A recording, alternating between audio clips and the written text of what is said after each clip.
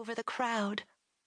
Jack leans forward, eyes damp at the edges, and presses his grave, cold mouth to mine, and my seams feel like they're going to fray and burst, like they can't contain this swollen, chest-widening feeling rupturing through me.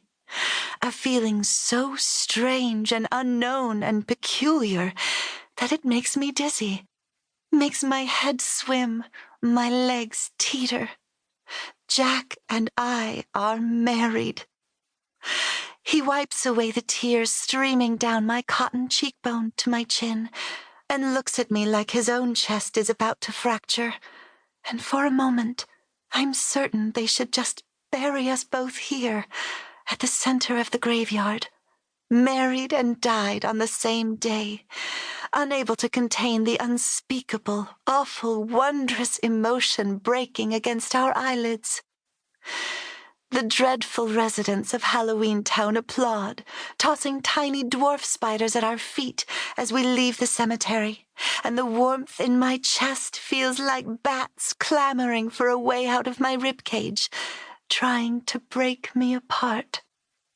I am now Sally Skellington, the Pumpkin Queen, and I'm certain I will never again be as happy as I am right now.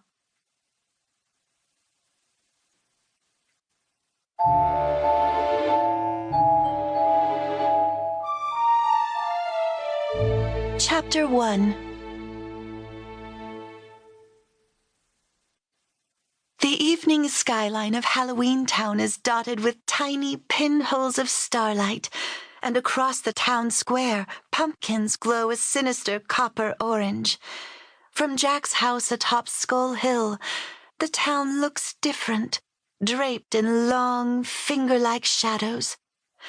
The air smells different, too, like black licorice and raven wings, and a little like pumpkin jam, nothing like the foul stench of sodium chloride and rubbing alcohol that permeates Dr. Finkelstein's lab, a place that was once my home, but also a prison. The memory of it churns inside me, entwined with a feeling of stark relief that I will never again sleep inside that cold observatory, never lie awake, alone in a narrow moth-eaten bed, staring through a tiny window up at Jack's house in the distance, daydreaming of living within its walls someday.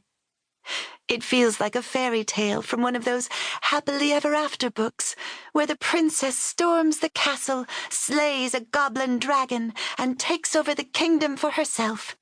Except I am not golden-haired or fine-boned. I have no bones at all.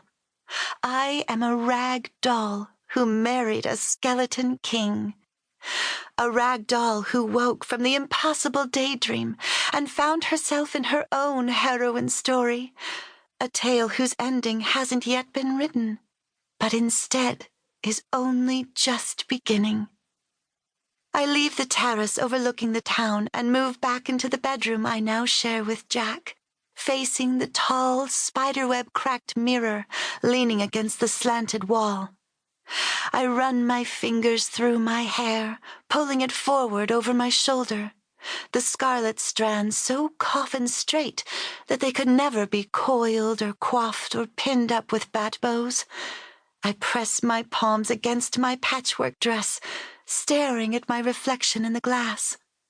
The crossed seams along my chest, the smile seams at the corners of my mouth, the places where Dr. Finkelstein stitched me together, needle and thread and sinister midnight conjurings.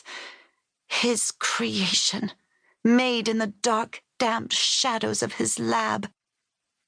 A dead leaf pokes out from the seam along the inside of my left elbow, my stuffing coming loose, and I quickly push it back into place. My threads need to be restitched, leaves gathered and restuffed. "You ready?" Jack asks. I turn, and he's standing in our bedroom doorway, holding a black velvet suitcase, the bottomless cavern of his eyes like graves I would happily tumble into, down, down, down, forever without end. A spider skitters free from inside the suitcase.